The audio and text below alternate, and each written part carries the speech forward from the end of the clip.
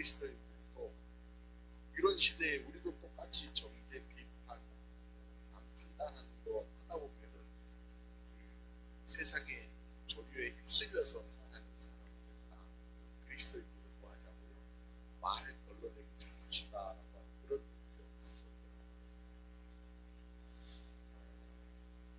좀 저한테는 좀 다가오는 그런 말이어서 잠깐 나누는데, 오늘 제가 회복에 대해서 계속 말씀을 이렇게 나누고 있습니다. 그래서 회복을 위해 비방 다스리기라고 하는 제목으로 좀 말씀드립니다.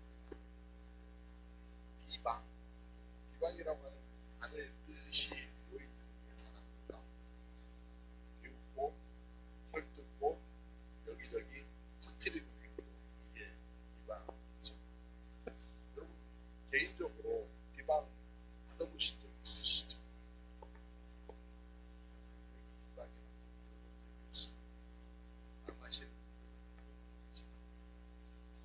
다시 뒤집어서 누군가를 비방해 보신 적이 없으십니까? 제가 어떻게 제 입술에 하나님 다수를 박사 계시는데 비방과 먼 사람입니다.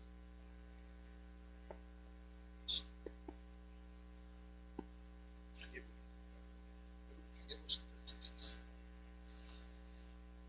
손이나 어디 부위를 칼로 이렇게 딱 베이면 굉장히 많이 다가와서 딱 그거리가 아프잖아요. 이게 아무런 시간 동안 굉장히 쓰라는 거예요. 그런데 마음에 벤 상처, 손에 벤 상처보다 더 깊고 더 아프다는 그런 말이 있습니다. 아무런 그걸 못하는데 누군가 무심코 내가 던진, 그냥 나는 동참하지 않는다라고 했는데 그냥 고개 한번 끄덕였던 것들이 비방에 동조하는 것이 되었고, 또 그 비방이 증폭되어서 엄청난 결과를 우리가 가져오는 경우도 많이 많습니다. 최근에도 그런 일이 있었잖아요. 그냥 무심하게 넘어갔어요. 아무것도 안 한 것 같은데 무슨 이런 일이 있었대라고 하는 정도로 그냥 가십거리로 서로 주고받았던 얘기인데 결과론적으로 보고 보니까 엄청난 일이 생기잖아요. 우리 안에서 어떤 경우에든지 비방을 좀 경계하고 판단하는 것을 좀 다스리는 어떤 지혜가 우리에게 좀 필요하겠다라고 하는 그런 측면에서 말씀, 저와 여러분 좀 나눴으면 좋겠는데, 오늘 민수기 말씀이에요. 시간 본 말씀, 짧은 3절의 말씀인데 이런 이야기 하나가 툭 던져져. 미리암과 아론이요 모세를요 비방. 왜 비방했냐면 구스 여자를 취한 것 때문에. 아마 모세가 재혼을 한 것 같아요. 재혼을 했는데 구스 여자하고 재혼을 했고, 구스는요 지금의 에티오피아, 그렇죠? 아프리카, 북아프리카 지역이에요. 뭐 붙어 있어요. 땅이 다 붙어 있으니까 아프리카 사람들이 외국도 어떻게 보면 북아프리카에 속한 지역이니까 그런 좀 흑인들이 살고 있는 거죠. 다른 민족이에요. 이 구스 여자에 대한 구체적인 언급이 성경에 나와 있지 않고 이 부분에서만 나오고 있으니까 어떤 경로를 통하여서 모세가 구스 여자와 결혼을 하게 되었는지 이런 얘기들은 소개되지 않고 있어요. 여하튼 이스라엘 공동체 안에는 다양한 사람들이 있었어요. 지난주에 말씀 나눈 적에도 불평하는 그런 사람들을 보니까 그 안에 섞여 사는 무리들이 있었다는 것을, 그렇게 섞여 살고 있는 사람 가운데에 구스 여자가 있었고요. 그와 모세가 재혼을 했습니다. 그랬더니 이걸 문제 삼아서 미디안과 아론이 모세를 비방했다고 했습니다. 모세가 구스 여자와 재혼하는 게 혹시 문제가 되나요? 문제 삼을 만하나? 구스 사람이라고 하는 것 때문일 수 있어요.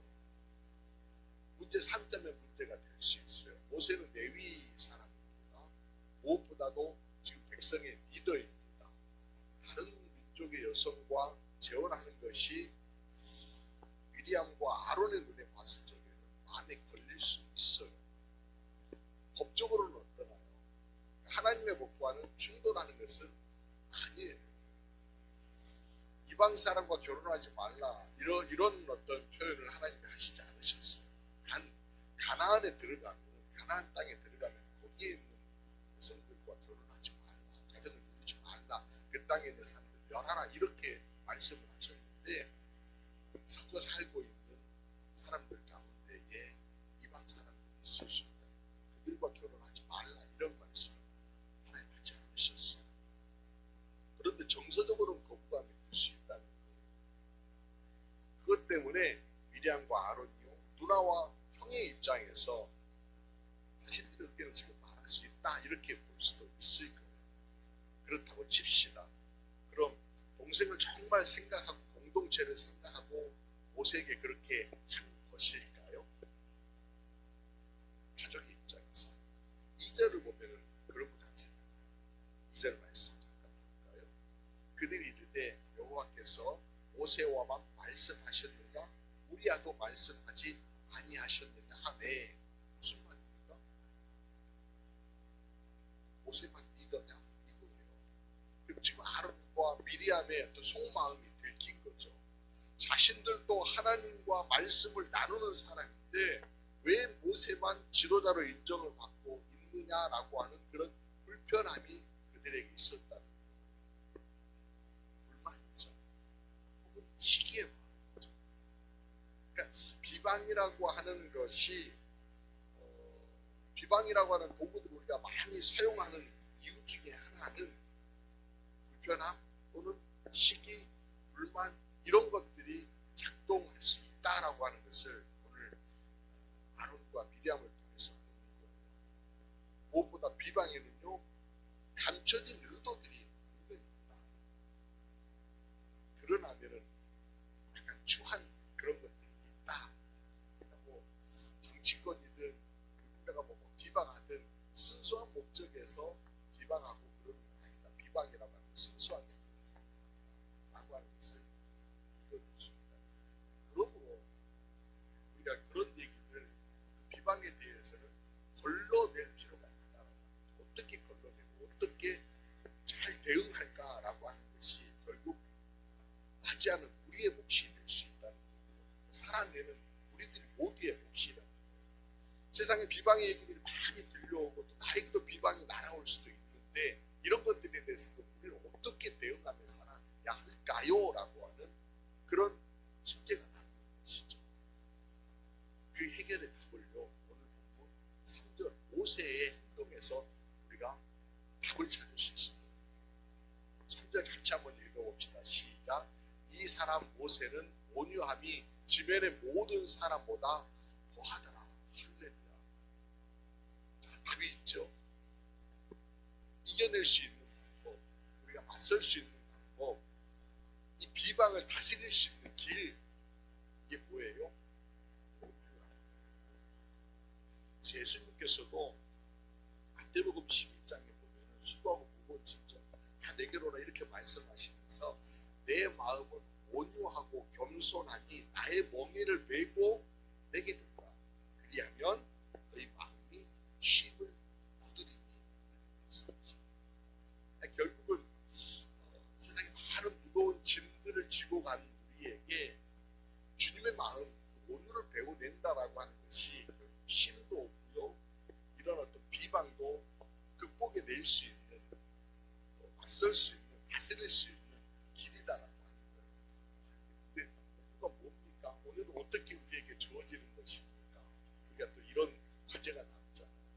먼저 온유가 무엇인지에 대해서 잠깐 살펴보면서 그 온유를 우리가 좀 이렇게 품을 수 있었으면 좋겠다 싶습니다. 온유란 게 뭡니까? 부드럽다라고 하는 거, 따뜻하다라고 하는 거, 이런 표현이잖아요. 그러니까 온유함이란 따스한 마음이에요. 따스한 마음에는요 사람마다 온도라고 하는 게 있습니다. 마음의 온도. 여러분 지금 마음의 온도를 어떤지 한번 보십시다. 내 체온이 36.5도, 내 마음의 온도 36.5도 이상 안 올라가고 이런 분도 계실 수 있겠지만 더 오인해서 올릴 수 있어요. 마음의 온도를 올릴 수 있는데 그 마음의 온도를 읽을 수 있는 게 마음의 온도를 체크할 수 있는 게 어디냐. 시선을 보면은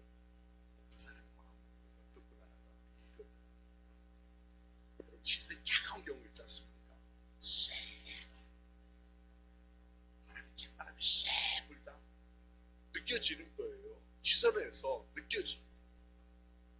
이 마음의 온도를 그러면은 따스하게 유지하고 높이려고 하면 어떻게 하면은 높일 수 있을까? 내 마음을 높일 수 있는 거야. 그러니까 결국은 마음의 온도를 나눈다라고 하는 것은 상대적인 거잖아요. 관계 안에서 이루어지는 거예요. 그러니까 내가 저 사람을 볼 때 저 사람과의 관계에서 마음의 온도를 이렇게 끌어올리려고 하는 누구에게는 높은데 누구에게는 낮고 누구를 보면 상관학생으로 누구를 보면 나쁘다고 안아주고 싶고 이런 거잖아요. 제가 요즘요 바보잖아요. 바보가 됐어요. 누구 바보라고 그러죠? 제이 바보 그러잖아요. 제이만 보면은 그냥 심각해져요. 좋아져요. 그럼 뭐예요? 이런 어떤 관계성 때문에 그러는 거 아닌가 싶어요. 이 관계성을 우리가 높여내는 것이 필요하다. 오늘 모세가 아마 그런 마음 들지 않았을까요? 미디안과 아론이 와서 자기 비방한다는 얘기를 들었을 적에 정말하게 쌩불 수도 있었을 거예요. 근데 모세는 그 마음을 딱 정지시키고 바라보는 시선을 교정을 해내요. 미디안 누구입니까? 누나예요. 이 누나가요 모세에게 어떻게 했는지 잘 알고 있어요. 출애굽기 보면 바로가 사람들 유학살 명령을 내렸을 적에 모세를 살려내기 위해서 갈대 상자를 지어서 그 상자를요 물에다가 띄우며 그 상자를 끝까지 지키고 나아가고 또 바로의 공주에게 공주가 그걸 발견했을 적에 막 달려 나가가지고 유모 찾아 드릴게요. 유모 필요하지 않으세요? 이렇게 얘기했던 이가 누구예요? 미리안. 누이가 그렇게 한 거예요. 그러니까 모세가 물속에 던져졌을 적에 그 상자를 끝까지 지켜낸 이가 바로 미리암이었다. 이스라엘이 출애굽하고요. 출애굽하여 송해를 건너고 나서 모세가요 하나님을 찬양하는 노래를 쫙 올려드립니다. 15장에. 그런데 그 이어서 누가 또 찬양을 합니까? 미리암이 속옷치며 여인들과 찬양합니다. 그러니까 미리암이 그렇게 여인들을 이끌고 했다라고 하는 것은 여성들의 어떻게 보면 리더격이었다라고 하는 걸 볼 수 있죠. 미리암 누이이면서 나름대로 여성의 어떤 영향력을 발휘하는 어떤 리더로서 든든하게 서고 있는 사람. 아론은 또 누구입니까? 모세에게 아론은 어떤 존재일까요? 모세가요 하나님께서 부르셨을 적에 말 잘 못하는 사람이에요. 근데 하나님이 뭐라고 그러시냐면은 걱정하지 마. 말 잘하는 네 형 있으니까 형이 너 도와줄 거야. 실제로 바로 앞에 갔을 적에 모세가요 꼭 데리고 다녔던 이가 있었어요. 아론이었어요. 형이 가가지고 말을 다 이렇게 전달하는 거예요. 모세의 어떤 속마음을 다 이렇게 전달해줬던 이가 아론이었어요. 출애굽 17장에 보면은 르비딤이라고 하는 광야에서 아말렉 사람들하고 전쟁이 벌어져요. 저 밑에서는요 여호수아가 아말렉 사람들하고 전쟁을 벌이고 산 위에서는요 누가 올라가 있었죠? 모세가 딱 올라가 있고 모세 양옆에 누가 있었어요? 아론과 훌이 있었어요. 그래서 딱 붙들어주잖아요. 그랬던 이가 물론 아론에게 약함도 있었습니다. 출애굽 32장 말씀 보면 모세가 이제 시내산에 올라가잖아요. 말씀 받으러 간 거예요. 올라간 모세가 안 내려오니까 밑에서 막 요동쳐요. 사람들이 막 동요하기 시작해요. 그래서 그냥 아론은 그렇게 얘기했대요.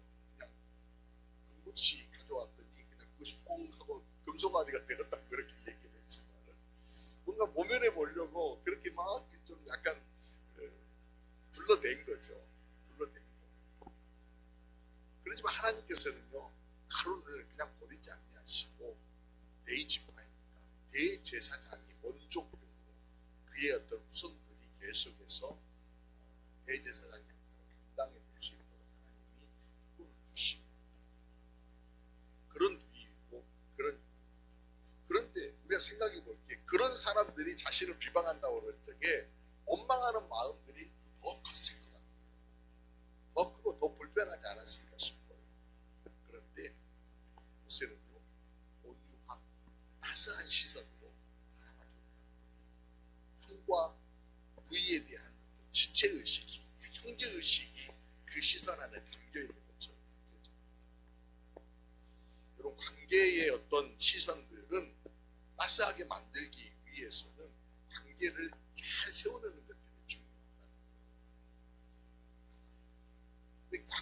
관계가 이게 무너지는 게 어떨 때 무너집니까? 관계가 끄덕끄덕해서 와르르 무너져 버리는 게.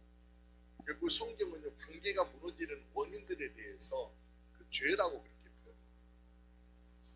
창세기 보면은요, 하나님께서 아담과 하와를 지으셨어요. 저게 먼저 아담을 지으시고 하와를 딱 지어서 하와를 딱 데리고 오십니다. 그랬더니 아담이 하와를 보면서 뭐라고 얘기해요? 멋진 표현이에요. 아주 그냥 감칠맛 나는 느낌 아닙니까? 전선아 집사님 말합니다. 이는 내 뼈죽의 뼈, 살죽의 살. 아담이 그렇게 얘기했어요. 굉장히 좀 그런 혹시 장로님께서 집사님에게 내 뼈죽의 뼈, 살죽의 살이다 이런 어떤 얘기 맨날 해요? 할렐루야. 근데요, 요랬던 아담이 3장으로 딱 넘어가 보면은 뭐라고 얘기해요? 3장으로 딱 넘어가면은 하나님이 주셔서 나와 함께한 이 여인이 나로 하여금 먹게 하였나이다 이렇게 얘기해요. 그러진 않으시죠, 장로님?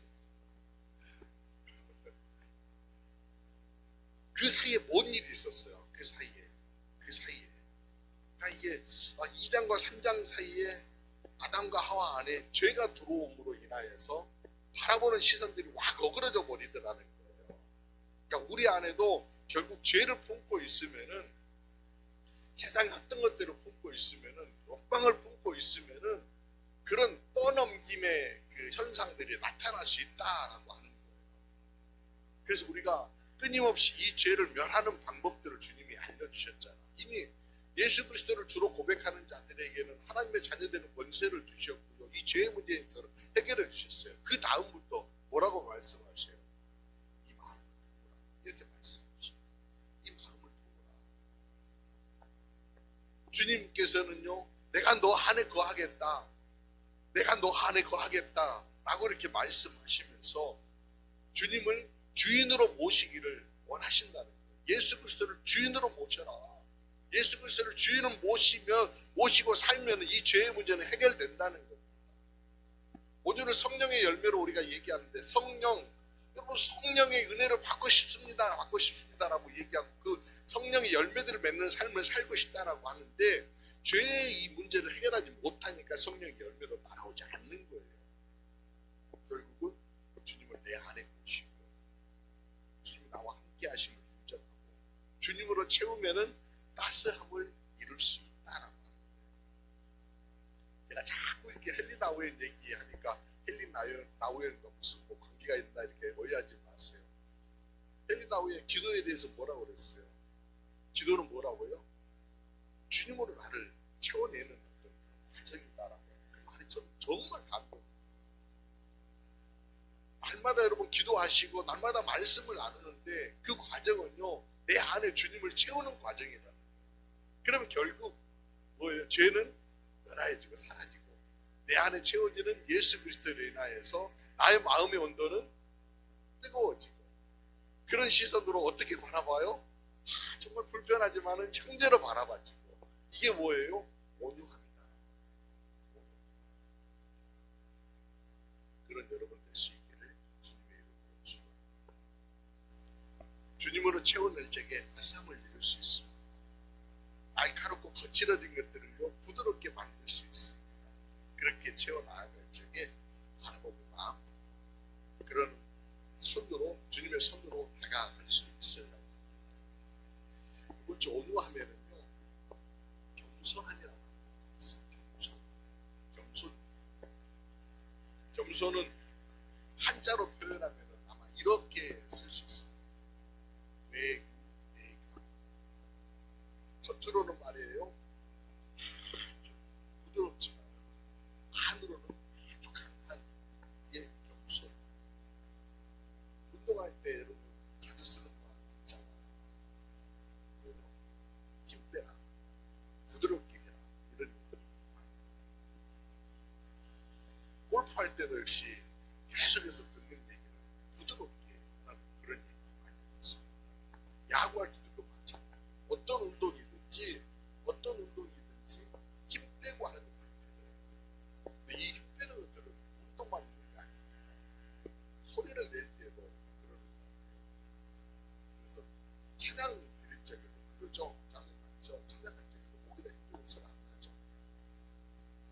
제가 목에다 힘주거든요. 차갑게. 그렇게 안 나오는 거예요. 호흡제도 안 돼요. 힘이 때문에. 그런데 힘을 줘야 되는 포인트가 있어요. 힘을 줘야 돼요. 어디다 힘을 줘요? 그러니까 내적으로는 강한데 외적으로는 부드럽게 하는 필요가 있는 뜻이죠. 겸손이라고 하는 건 바로 그런 거예요. 세상 가운데 살아내는데 세상에 대해서는 굉장히 부드럽게 나아가지만 나에 대해서는 굉장히 강하게 세워내는 것이 바로 겸손이라고 합니다. 미국의 정치학 박사이면서 교수인 김충근 장로님 이야기인데요. 김충근 장로님은 북미의 대각선 운동 설립하셨던 분이신데요. 장로님께서 다니엘 기도에 간증하시는 내용을 보니까 희귀척수함이라고 하는 함을 이렇게 겪으면서 고통스러운 시간을 보내셨는데, 그러면서 이렇게 하나님께 매달렸다가 하나님 자녀에게 감당할 수 있는 고통만 허락하신다고 하셨는데 저는 감당할 수가 없습니다. 차라리 저를 데려가 주십시오. 아니면 이 고통을 좀 없애주십시오.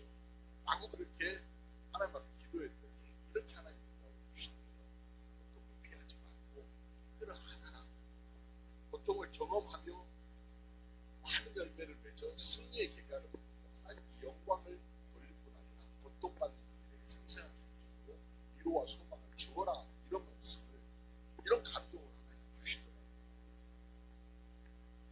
그러면서 그 장로님이 쓰신 책이 Why Me라고 책 쓰셨는데, 거기 보면은 이런 글을 장로님이 써놓으셨더라고요.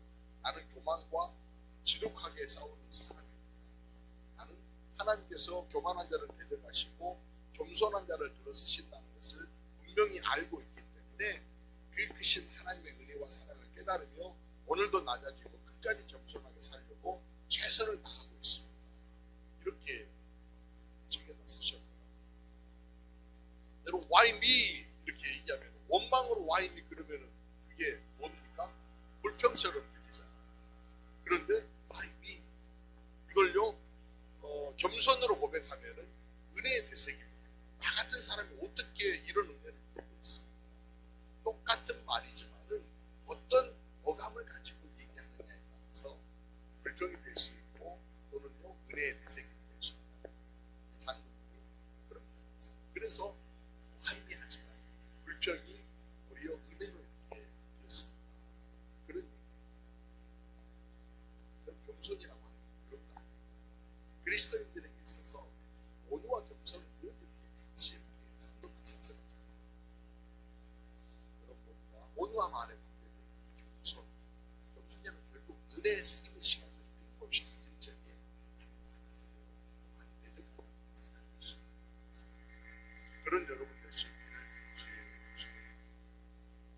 세 번째 온유하면요 아낌없어 하나님께 맡기고. 야고보서 4장 11절과 12절 말씀 보면 이런 말씀이 있어요. 제가 읽을게요. 형제들아 서로 비방하지 말라. 형제를 비방하는 자나 형제를 판단하는 자는 곧 율법을 비방하고 율법을 판단하는 것이라. 내가 만일 율법을 판단하면 율법의 준행자가 아니요 재판관이로다. 입법자와 재판관은 오직 한 분이시니 능히 구원하시기도 하시며 멸하기도 하시느니라. 너는 누구에게 이웃을 판단은 누가 하신다고요? 하나님이시. 즉 모세는요 의와 형이 이런 비방을 할 적에 묵묵히 그냥 맞아서고 있는데 이 맞아서는 것들이 그냥 참는 것으로 끝나는 것이 아니라 이 판단은 하나님이 하실 것입니다 하고 그렇게 맞아서고 있다라고 하는 거죠. 마태복음 7장 3절에도 이런 말씀이 있죠. 어찌하여 형제의 눈 속에 있는 티를 보고 내 눈 속에 있는 일본을 깨닫지 못하느냐 이렇게 말씀하셨어요. 신혜라 집사님께서 하셨던 그 하나님 들었던 그 하나님의 음성 뭐요? 너나 잘해. 우리 안에서 이 마음은요 너나 잘해라고 하는 이 마음은 내가 판단하는 것들은 중단하고 하나님께 맡겨드린다라고 하는 또 다른 어떤 면이 있는 것입니다. 하나님 하시도록 위임을 드리는 사람들은 결국